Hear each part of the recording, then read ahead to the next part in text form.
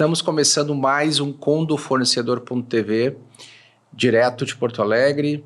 Nessa semana falaremos sobre um assunto que é muito importante, marketing, em especial para o segmento de energia solar. Estamos aqui hoje com o David e com a Juliane, da Elite Mídia Digital, responsáveis por projetos de marketing, serviços relacionados ao marketing, em especial a um tema chamado Growth Marketing. E hoje, nesse dia, nós vamos poder esclarecer dúvidas, entender como é que funciona esse mercado, buscar mais informações dentro do escopo do nosso programa do condofornecedor.tv. Eu queria, então, primeiramente agradecer vocês, desejar uma boa tarde, né? Obrigado pelo tempo, por ter vindo aqui gravar com a gente. E a primeira pergunta que eu queria fazer para vocês é: o que é Growth Marketing? Bom, basicamente o Growth Marketing, diferente de outras formas de se colocar marketing, é o foco em gerar demanda de clientes, utilizando as ferramentas digitais. Legal. E eu queria que vocês comentassem conosco como é que funciona a empresa de vocês, como é que a Elite trabalha, como é que se dá, né, o dia a dia das operações, dos serviços. Podem falar aqui para a gente como é que funciona? Podemos, boa tarde. Nós trabalhamos hoje com marketing voltado para a energia solar. Então nós temos algumas vertentes. Tem aquela vertente em que nós fazemos para o cliente. Nós assumimos o marketing da empresa dele relacionado à geração de clientes compradores e à conversão desses em clientes. Nós temos também o segmento de mentoria, em que existem aqueles empresários que ou eles fazem o próprio marketing ou eles têm alguém na empresa responsável por isso. E essa empresa ou eles precisam de um refinamento para atrair melhores clientes. Então a gente ajuda essa pessoa através de um direcionamento para que ela melhore esse marketing e consiga atrair mais clientes. E a terceira vertente é a consultoria, em que através de um encontro de 1 hora, 2 horas, a gente ajuda o cliente a resolver um problema específico. Ele nos traz um problema específico relacionado a vendas ou aquisição de clientes. A gente fornece para ele um plano prático para resolver esse problema e ele coloca em ação com o nosso suporte em 30 dias. Legal.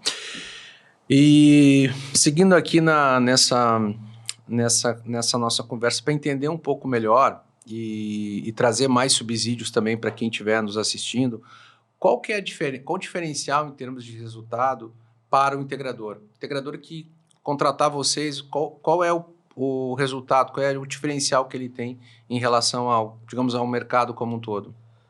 O grande diferencial nosso em relação ao marketing solar é que nós conseguimos atrair uma demanda de clientes compradores de forma muito mais rápida do que o meio convencional. Através de uma produção de conteúdo avançada e direcionada para o cliente, esse cliente chega através desses anúncios, ele passa por outras etapas antes de falar com esse fornecedor, esse integrador, no WhatsApp ou pelo CRM, e quando ele chega lá, depois de ter passado por algumas etapas, é uma pessoa muito mais qualificada. Então a gente consegue eliminar bastante curiosos, bastante pessoas que por vezes nem sabem o que é energia solar ou o que estão fazendo ali.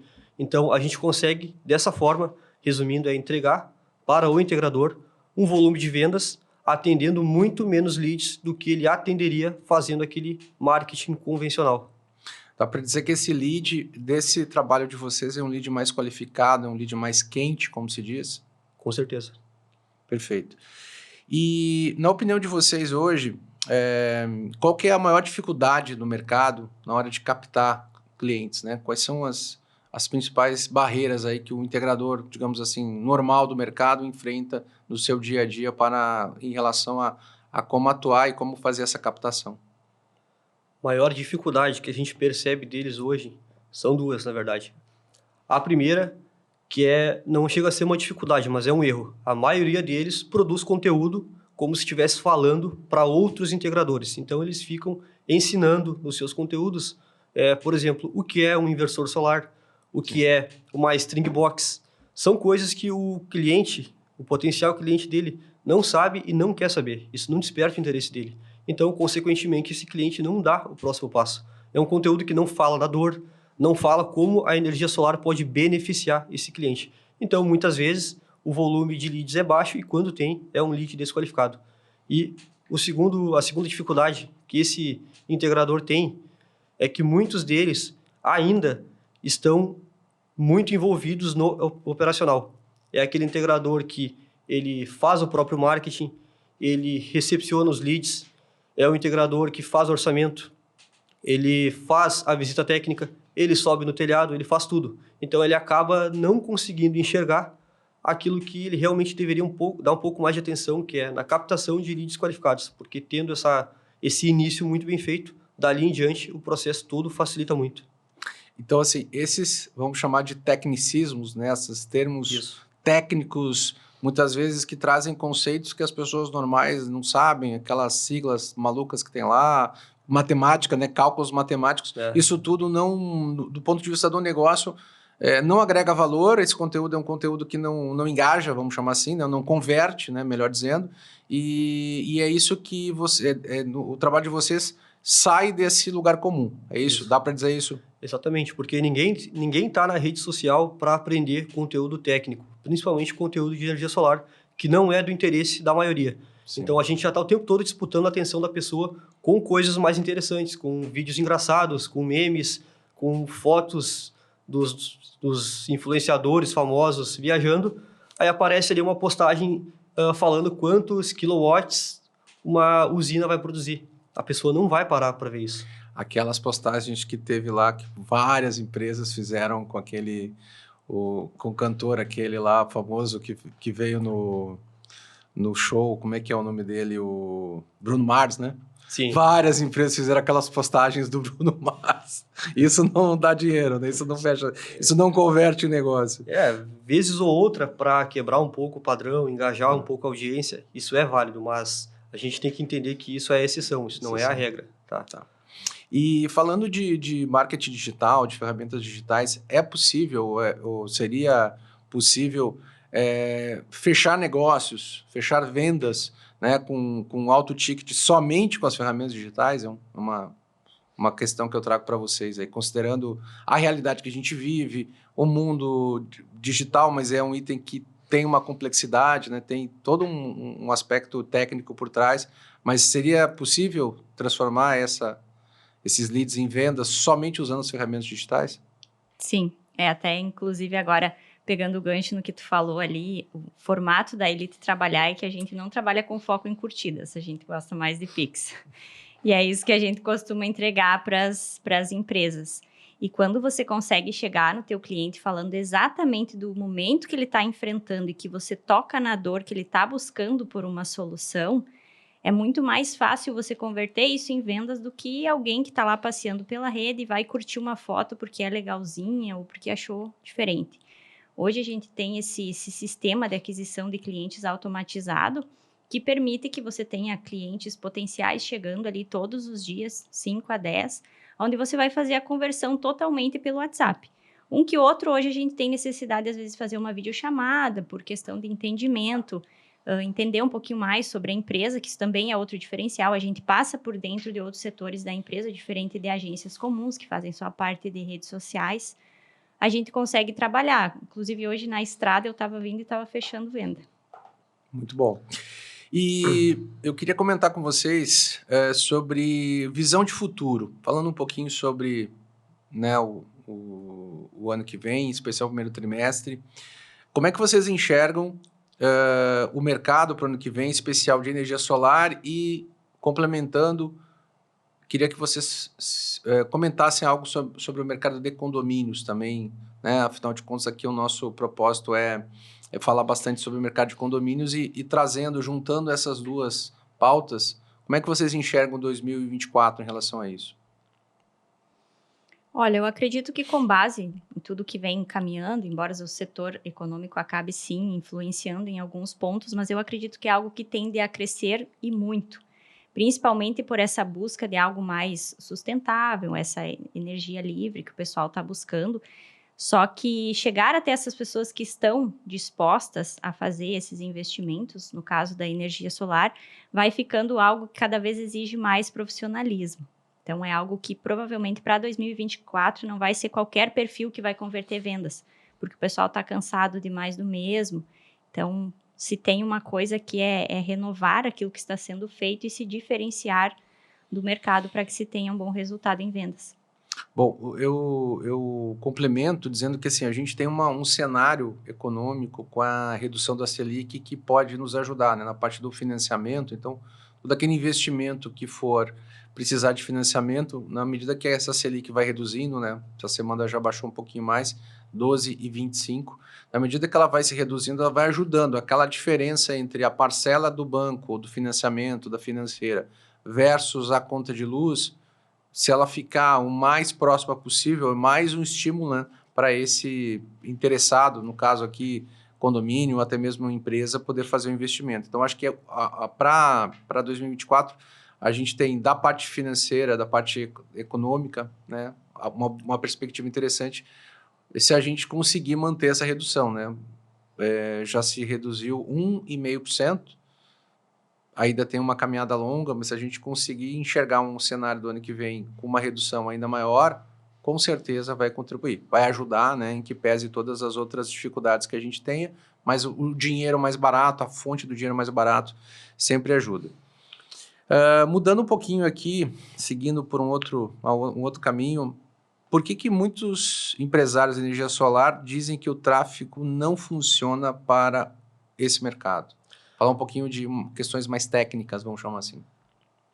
Primeiramente, muitas pessoas ainda acreditam que tráfego faz milagre, porque quando vão contratar um prestador de serviço ou uma agência, sempre tem aquele discurso de que o tráfego vai alavancar suas vendas, vai potencializar o seu faturamento, duplicar, triplicar, aumentar 10 vezes.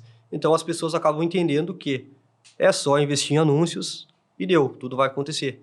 Quando na verdade o tráfego ele não vende, o tráfego ele não converte. O tráfego nada mais é do que um potencializador, tá? Se eu tenho um produto bom, um serviço bom, e eu mostro para 10 pessoas e eu consigo vender bem, ótimo. Mas se eu mostrar para 1.000 pessoas o que já está funcionando bem, eu vou ter um resultado muito melhor. E o erro da maioria dos integradores e de qualquer empresa é que eles muitas vezes não têm um bom atendimento, não têm um bom conteúdo, existem várias peças que precisam ser ajustadas e eles acham que potencializando isso vai vender mais. Até vende mais, porque mais pessoas estão vendo, mas não compensa. Acaba se tornando caro, porque o custo para tornar aquilo mais visível é alto e as pessoas vêm e não fazem a ação que a gente quer, que é comprar. Então, a culpa sempre acaba sendo do tráfego, porque o tráfego entrou nessa história como um salvador e quando a gente olha para custos, o tráfego é aquilo, se mal feito, é aquilo que mais gera custo e não entrega resultado. Então, existe essa premissa de que o tráfego não funciona, quando na verdade o tráfego só potencializa aquilo que já é feito. Há digamos assim, uma responsabilização do tráfego pelo não resultado, quando na verdade não é por aí o caminho. E aí que eu queria perguntar, qual que é a diferença do tráfego pago para o sistema automático de aquisição de clientes? A grande diferença é que o tráfego pago, na maioria das vezes, ele se importa só com a porta da porta da empresa para fora, que é gerar essa visibilidade, essa potencialização e gerar possíveis interessados. Só isso. Tráfego pago é isso, tá? E já o sistema de aquisição de clientes, a gente aprofunda isso. A gente busca não só trazer maior demanda de clientes. Por vezes, o objetivo nem é trazer maior volume, e sim pessoas mais qualificadas, porque eu tenho certeza que uma pessoa que vende qualquer coisa, ela prefere falar com 20 pessoas e vender um produto do que falar com 200 e vender um. É menos trabalho para vender a mesma coisa. Então, já no sistema automático de aquisição de clientes, a gente busca essa captação de pessoas em maior volume, maior qualidade, e a gente também entra da porta da empresa para dentro. A gente busca entender e melhorar o que acontece com essa pessoa, com esse lead, depois que ele faz o primeiro contato. Se ele é bem atendido, se ele não é, como que é a cadência da recuperação, porque a pessoa manda uma mensagem, às vezes ela está ocupada e ela não responde de novo, o integrador ou quem está lhe atendendo. E aí o integrador olha e pensa, ele não respondeu, vou deixar assim. Quando na verdade aquela pessoa poderia sim ser um cliente, só não estava no momento certo de comprar, mas ela vai comprar daqui uma semana, um mês, 2 meses. Então a gente busca analisar tudo isso e fazer uma verdadeira transformação, tanto da porta para fora da empresa, trazer essa pessoa, quanto da porta para dentro, que é converter ela da melhor forma possível. Dá para dizer de forma assim mais simplificada que esse processo ele diminui o esforço de venda. Ele é mais objetivo, é mais assertivo, vamos chamar assim. Diminui. Então esse movimento todo é reduzido e o resultado acaba sendo melhor, o retorno acaba sendo melhor também, correto? Isso, uma coisa que a gente busca sempre é não colocar etapas e não incrementar processos, assim tirar.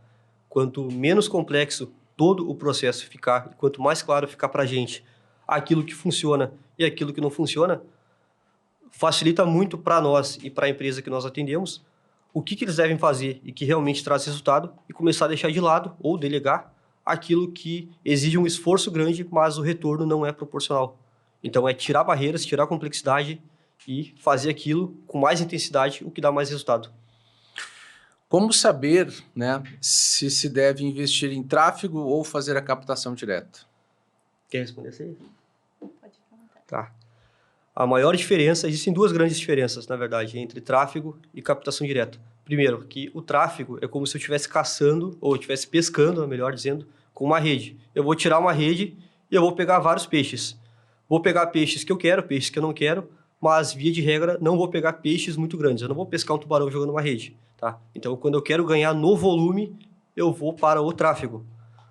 Agora, quando eu tenho um cliente ideal muito bem definido, como nós temos hoje, a gente pode fazer uma prospecção direta para essa pessoa, através de e-mail, ou ligação, ou LinkedIn. Tem que descobrir onde ela está. Tá? E aí buscar essa pessoa através de uma captação direta e ativa. Porque essa pessoa, dificilmente ela vai estar no Instagram ou no Facebook assistindo anúncios. Ou mesmo que ela esteja, o custo para chegar até essa pessoa é muito alto. Então, se eu sei exatamente o que eu quero, por que eu não vou trazer ele? Por que eu vou depender do algoritmo, do anúncio, do dinheiro, se eu posso falar com a pessoa, eu posso ir na empresa? Existem várias formas de fazer captação direta. E a outra forma que vai depender se eu vou fazer captação direta ou tráfego é investimento. Se eu tenho dinheiro, eu vou para o lado do tráfego. Se eu não tenho dinheiro, aí eu faço captação direta mesmo em peixes pequenos, mas já entendendo que isso aí não é algo para sempre, tá? Isso aí não é regra. Isso é só o start para poder levantar fundos e investir depois em tráfego, captar volume de clientes, enquanto por um outro viés eu foco naqueles clientes realmente premium, digamos assim. Direcionados. Deixa eu fazer uma pergunta. Quando a gente fala de cliente, fala de persona, vocês no trabalho de vocês ajudam o integrador a definir qual é essa persona? Ou isso é uma coisa que ele já tem que ele ter, digamos assim, pré-estabelecido como condição para vocês fazerem o trabalho de vocês?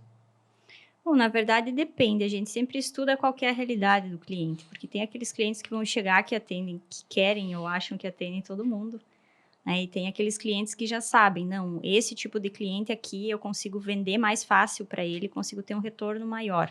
E tem aquela questão, né, igual a gente falou ali sobre o esforço de aquisição desse cliente, né? E aí existe também aonde está esse cliente. Então, por exemplo, assim, se é um integrador que ele quer vender para supermercado, muitas vezes o tomador de decisão desse tipo de processo não está assistindo stories. Às vezes ele está lá fechado no mercado buscando reduzir os custos da empresa dele. Então, a gente estuda junto com o integrador qual que é a melhor forma no caso dele. E a gente não trabalha até muito, não usamos muito esse termo aqui de persona, a gente trabalha mesmo com o cliente ideal. Cliente ideal. Tá. E uma grande forma de fazer isso que ela falou também é não só estudando o que vai acontecer, mas estudando o que já aconteceu. Muitas vezes aconteceu uma série de vendas, uma série de situações com esse integrador que a gente de fora, olhando, identifica padrões. Então, a gente consegue projetar ações para que aquele padrão se repita. Coisas que, às vezes, por eles estarem muito focados no negócio ou justamente por não ter esse conhecimento que a gente tem, acabam não enxergando. Então, a gente faz esse estudo regresso também. Aproveitando o próprio background lá, a própria experiência, né, da empresa com a sua atividade. Legal. Vamos falar sobre como é o método Elite. Como é que ele opera, quais são as características. Tá. Queria que vocês detalhassem um pouquinho mais. Abrindo um pouco a caixa preta, funciona assim. Claro, aquilo que tu puder falar, né? A gente fala como se fossem 5 As, tá? São 5 As, que são 5 pilares da empresa. O primeiro é a assimilação, em que é o pilar em que a gente tem que estar aonde o cliente está. Tá? Eu posso e devo estar no Google, no Instagram, no Facebook, no LinkedIn. Não é que uma funciona melhor que a outra. Existem pessoas diferentes, situações diferentes, que eu vou atrair clientes diferentes em cada uma dessas plataformas. Se eu tenho foco, eu posso começar por uma e expandir depois. Mas o primeiro A é a assimilação, estar aonde esse cliente está. O próximo A é a atração, que é quando o cliente tem o primeiro contato com a nossa empresa, ou o cliente do nosso cliente tem contato com ele através de uma rede social, é ele parar e realmente prestar atenção naquilo que está sendo falado. E como que a gente não faz isso? Que é fazendo o que todo mundo faz. Por exemplo, nós temos um perfil específico para energia solar, em que não tem sol, não tem painéis, não é aquele padrão que a gente vê, verde, azul, laranja, é totalmente preto e dourado. Já quebra um padrão aí. No mínimo, o que vai acontecer é a pessoa parar para ver o que a gente estava mostrando e ouvir o que a gente tem a falar.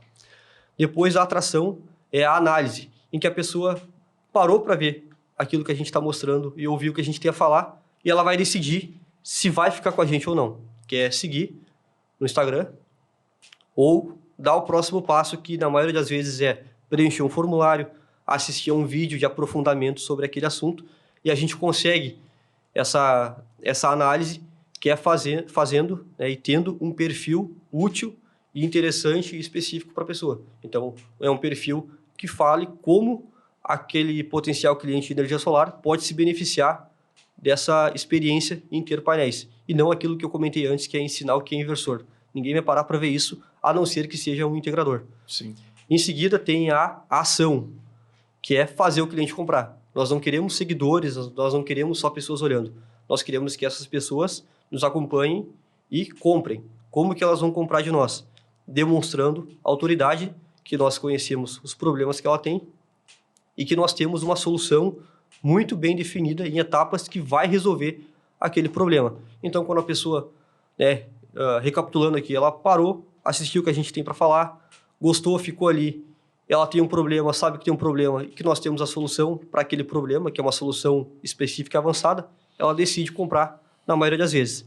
E por último, depois de ter comprado, nós temos a aprovação, que é ter o nosso cliente satisfeito. Então, ele comprou de nós, ele gostou, a nossa solução resolveu o problema dele, e por livre, espontânea vontade, ou até algum tipo de incentivo, que a gente tem também formas de fazer isso, esse cliente vai indicar o nosso serviço para pessoas semelhantes a ele que têm o mesmo problema. Porque não interessa se é anúncio, se é captação direta. A recomendação genuína de terceiros, que é o famoso marketing boca a boca, ainda é a melhor forma de marketing. Eu prefiro ter uma pessoa falando bem do meu serviço do que gastar R$1.000, R$2.000 em tráfego para atrair desconhecidos. Com certeza. Muito boa esses 5 pilares aí: assimilação, atração, análise, ação e aprovação. O que eu queria perguntar para vocês é: clientes integradores que estejam nos assistindo aqui, empresas integradoras que estejam nos assistindo, qual que é o requisito para ela trabalhar com vocês? O que vocês exigem desse cliente, dessa empresa, para iniciar esse trabalho de desenvolvimento aí de captação de clientes e fechamento de negócios? Existem alguns requisitos, tá? Os principais requisitos não são requisitos financeiros ou requisitos de quantidade de pessoas na equipe. O principal requisito é querer fazer algo diferente, tá?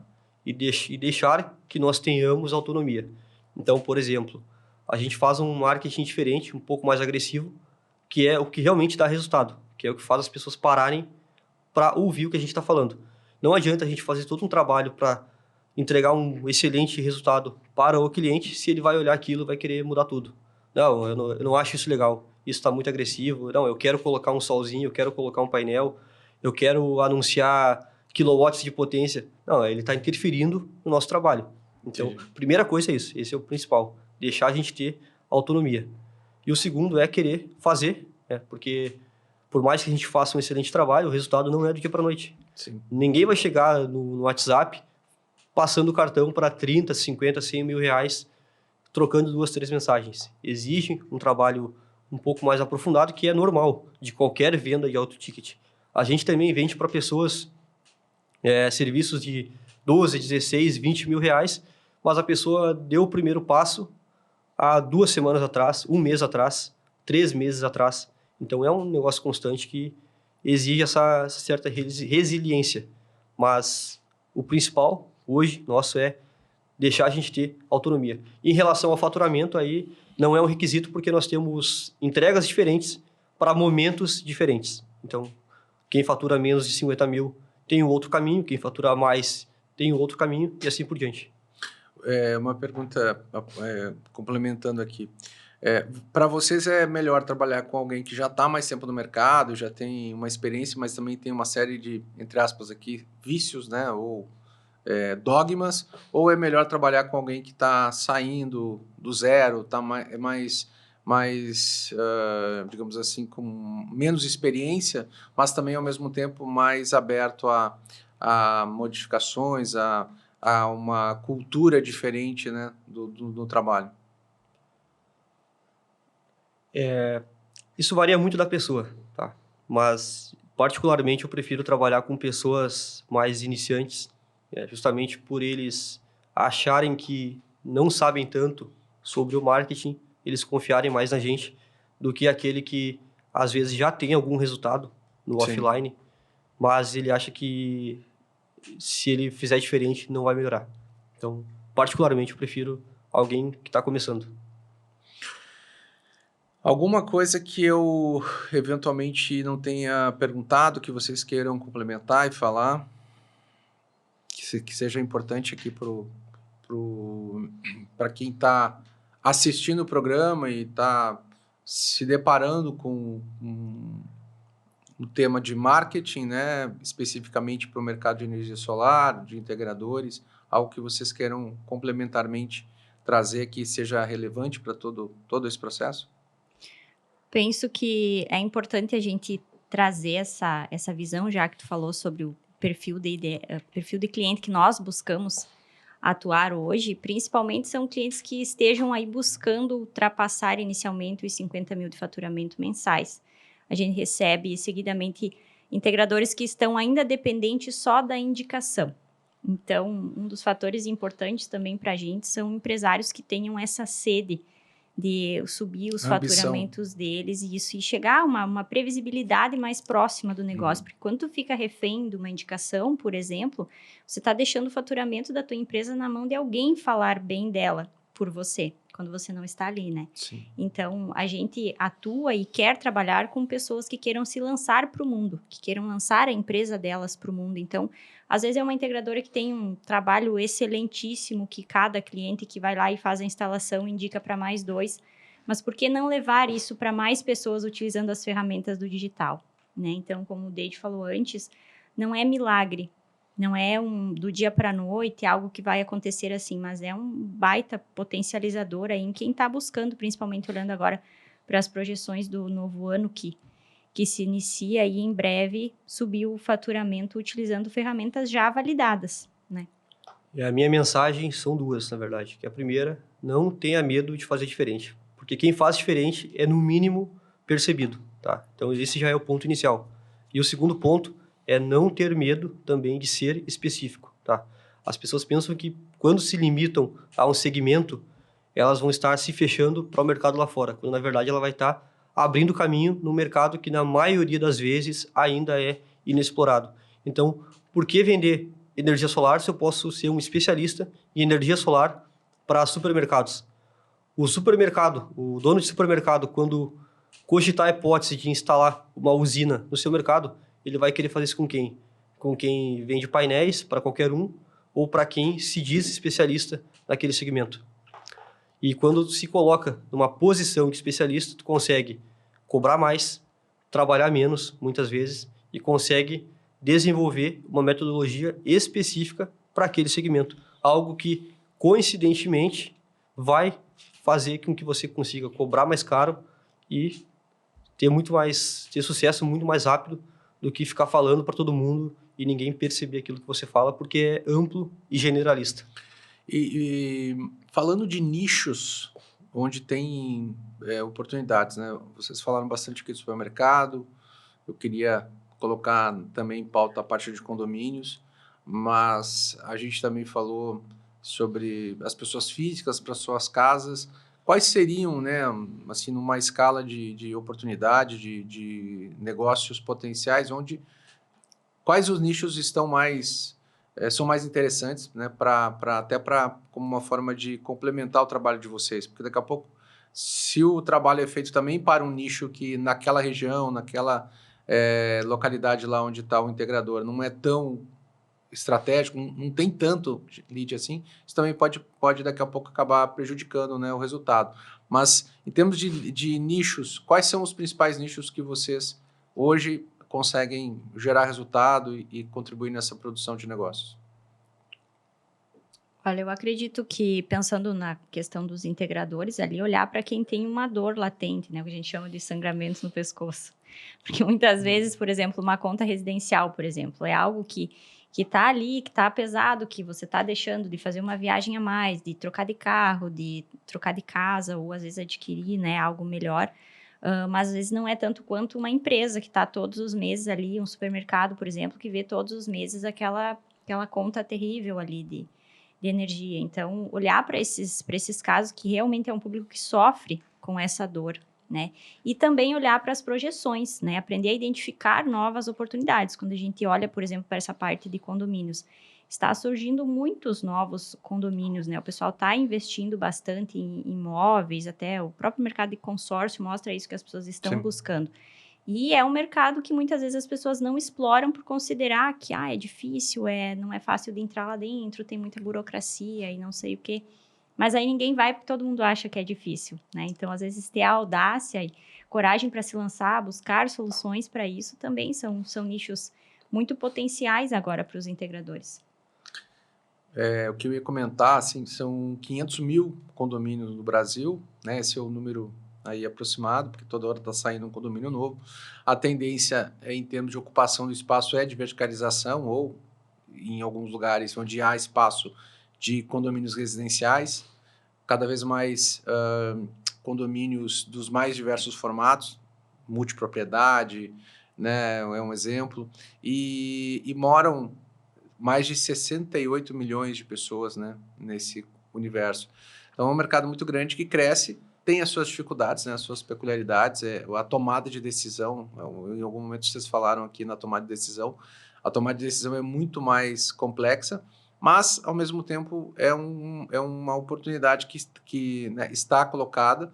Muitos condomínios talvez não tenham essa condição mesmo, por questões técnicas, né, de posição solar e tudo mais, mas tem um nicho que tem isso, principalmente esses condomínios do segmento econômico, Minha Casa Minha Vida, Antiga Casa Verde Amarela e outros tantos nomes que a gente tem, onde há um certo espaço disponível e que muitas vezes a gente se depara com essa possibilidade, né? Nós, né, dentro da proposta da Emprestacondo, enquanto uma fonte de financiamento para o mercado, a gente teve a oportunidade de financiar alguns condomínios, a grande maioria nesse perfil, segmento econômico, mas é a ponta do iceberg, né? Tem muitos condomínios aí disponíveis e que poderiam ser objeto, eles poderiam estar mais bem cotados aqui, entre aspas, com os integradores, né? Então, acho que esse é um pouco do nosso desafio aqui, é juntar essas duas coisas, né? A capacidade que vocês têm aí de geração de leads melhores e vendas mais assertivas com uma ferramenta concreta que é o dinheiro, né? A possibilidade de fazer o financiamento. Colocar isso para o integrador como duas grandes oportunidades que ele tem, são facilitadores, na verdade, do trabalho dele, né? E com isso poder fechar mais negócio, gerar mais energia sustentável para o país como um todo. E essa é uma grande vantagem que a gente percebe porque administradores de condomínio estão sempre pensando numa coisa, que é reduzir custos. Perfeito. E energia solar é uma excelente forma de fazer isso.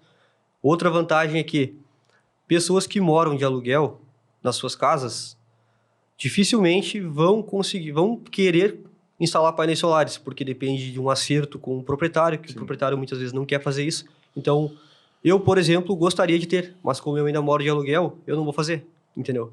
Eu moro num condomínio. Mesmo que eu queira fazer esse ano de aluguel, não tem como eu fazer. Mas se o condomínio fizer, aí é outra história. É uma burocracia que o condomínio vai enfrentar, não eu. É uma burocracia que, enfrentada e estabelecida ali os painéis solares, vai entrar inquilino, vai sair inquilino e vai continuar ali. É algo que também os integradores acabam não percebendo todas essas vantagens em atacar um pouco mais, né, esse pessoal, porque quando falou em custos, redução de custos, os olhos brilham, e a possibilidade de financiamento em até 120 meses, para eles, né, é excelente, porque um condomínio, ninguém faz um condomínio para durar pouco tempo, é muito tempo. Então, 120 meses, 10 anos, acaba se tornando um prazo irrisório. O cenário, ele é interessante porque cada vez mais essa questão de planejamento financeiro, no caso do condomínio a gente fala de previsão orçamentária muitas vezes, né, mas fala também em alguns casos de plano diretor condominial, que são alguns conceitos bem específicos do mercado condominial, mas que passa a energia, se olhar as despesas condominiais, ela é um item importante, ela é relevante, considerando que se fizer um investimento agora, pensando no médio prazo, mais adiante não vai precisar fazer a correção, né, da cota condominial. Existe uma necessidade anualmente porque os funcionários recebem aumento, né, o dissídio salarial, ou porque os custos da inflação, tudo isso vai sendo incorporado e aquela cota condominial vai sendo anualmente acrescida. A energia solar planejada num condomínio, ela faz com que isso digamos assim, estanque em um certo ponto, né? Porque em algum momento essa economia vai ser incorporada, vai acabar o financiamento, seja em 120 ou menos meses, e esse benefício fica. Então, digamos, um aperto, entre aspas, aqui, temporário para um benefício definitivo. Então, esse é um conceito. Claro que a gente está falando de quebrar paradigmas, fazer conta, né? Pegar a calculadora e mostrar, mas o que é fato, assim, que muito provavelmente o preço da energia ao longo dos próximos anos vai subir e que se o condomínio ou aqui qualquer empresa, qualquer perfil de cliente identificar isso como realmente uma visão de longo prazo, ele vai ter em determinado momento esse benefício de volta. É só uma questão de poder organizar isso para o momento, né, certo, dentro da realidade de cada um. O financiamento ajuda muito e a gente consegue com isso também trazer um benefício direto num tempo menor. Pessoal, queria agradecer vocês, queria deixar aberto aqui para vocês colocarem também as suas redes sociais, os seus contatos, né? Esse programa ele vai estar disponível no condofornecedor.tv, que é um canal da Emprestacondo, da Educondo para o mercado de condomínios, onde a gente busca ouvir fornecedores de condomínio, trazer conteúdo, trazer soluções, e aqui especificamente para o segmento de energia solar, em especial os integradores, nesse programa de hoje. Mais uma vez, obrigado, e deixo vocês à vontade aí para poder colocar os contatos, e a gente vai colocar aqui também na tela, né, as informações, mas fica à vontade para o recado final. Pessoal do mercado de energia solar, sejam integradores, distribuidores ou prestadores de serviço que quiser acompanhar um pouco o nosso trabalho, saber mais sobre o que a gente fala, o que a gente faz, estamos no Instagram, @elite_marketing_solar. Perfeito. Site. E temos o site também, elitemediasdigitais.com.br. Isso mesmo. Obrigado por vocês que estão nos assistindo aqui. Temos um conteúdo bem diferenciado, basicamente, concluindo tudo isso que a gente falou, é como você mostrar para o teu cliente se diferenciando o que é mais caro ele não ter, para chegar até os seus clientes. Então, nos encontram nas redes sociais que o David falou também, e o meu Instagram é @julianespagnoli. E foi um prazer estar aqui. Ah, e só mais uma coisa, né? O integrador que olhar o nosso conteúdo lá não pode se sentir ofendido ou se sentir que é pessoal, tá? Não é pessoal. A intenção é causar esse choque mesmo. Legal. Quem quiser saber mais, é só olhar lá. Legal. Pessoal, então, encerrando aqui mais um programa. Espero vocês nas próximas edições, semanalmente. E a busca de novos conteúdos, novos conhecimentos, novas matérias relevantes para o mercado de condomínios. Obrigado.